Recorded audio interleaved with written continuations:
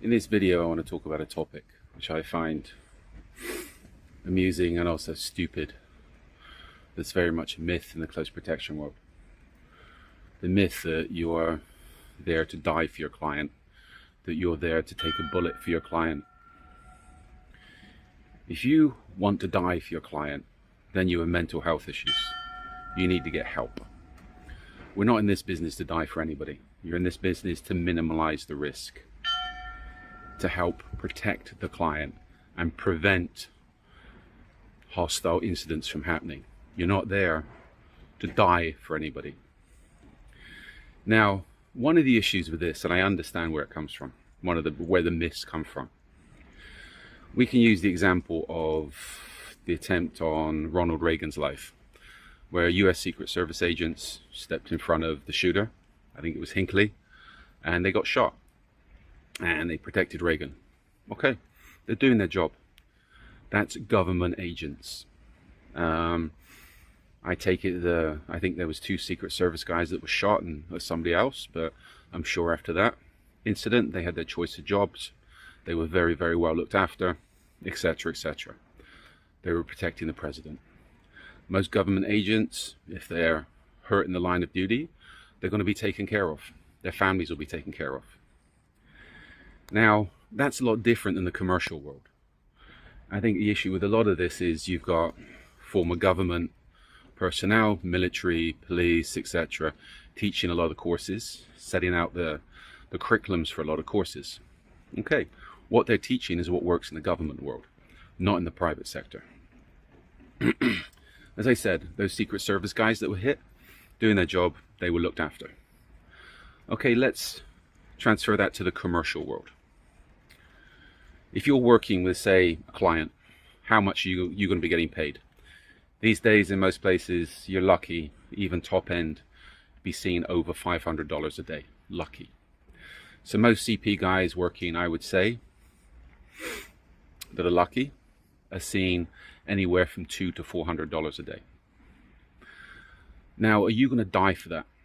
Let me throw in there, there's a lot of people working for a lot less than that. And I'll talk about that in another video.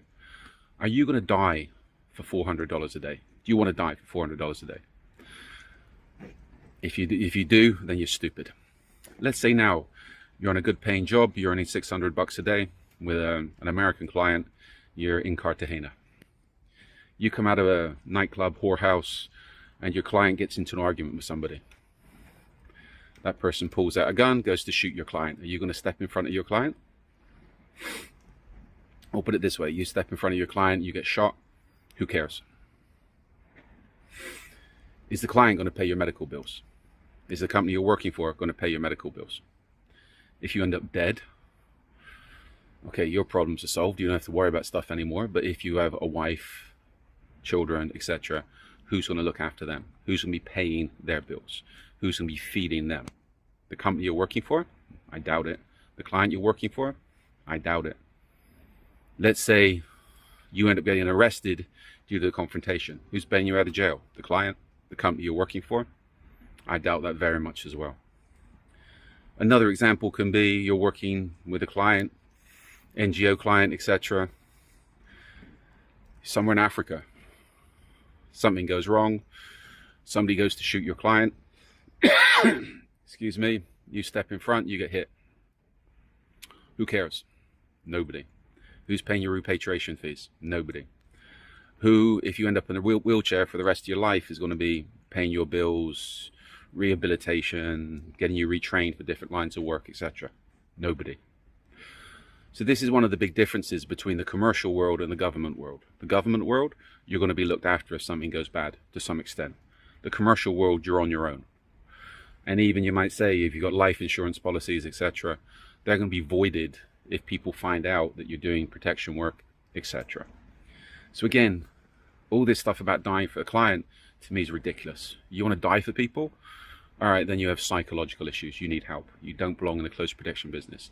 If that's all you know how to do, if that's what you think you're going to be doing, then to me, you're a liability, because you're not going to be taking preventive measures to prevent that from happening. If you think you're going to step in front of a client and stop a bullet, well, I got news for you, because a lot of high velocity weapons that are favored by criminals, those bullets go straight through you and into the client as well. So you're not here to die for anybody. You're here to prevent things from happening. It's a preventative business. So I hope this little video has put a few things right. And if you've been on courses or listening to supposed experts, they're telling you to take bullets for your client and die for your client, I'd say they've got no grasp of reality and no grasp of the close protection business. They're living in a fantasy world. And these are the people, sadly, that are training people that want to get into the close protection business, but in reality they're mistraining people. If I hear people talking about such things as jumping in front of the client and taking bullets for the client in the commercial world, it says to me, you're complete and utter woe to mitty, and you need to find a new line of work, because you're just a liability. I have 3 books on Amazon about the close protection business. I have other books about the security industry. If you're connected with me on social media, feel free to send me a message. We got a lot of videos going up on social media, be it LinkedIn, Instagram, TikTok, YouTube, etc. So check out our other videos and check out my books, and feel free to send me a line if you're connected with me on social media. I'm happy to answer relevant questions. I just delete stupid questions.